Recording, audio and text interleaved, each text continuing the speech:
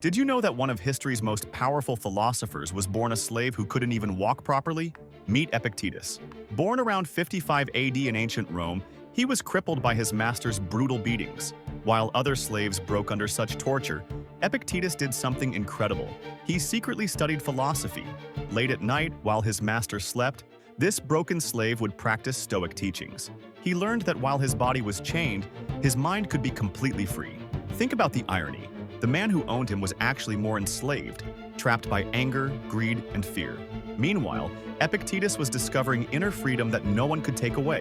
When he finally gained his freedom, he became one of Rome's greatest teachers. Future emperors sat at his feet to learn wisdom. His most famous teaching? It's not what happens to you, but how you react to it that matters.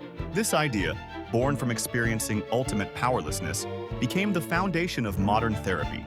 Sometimes our greatest strength comes from our deepest struggles.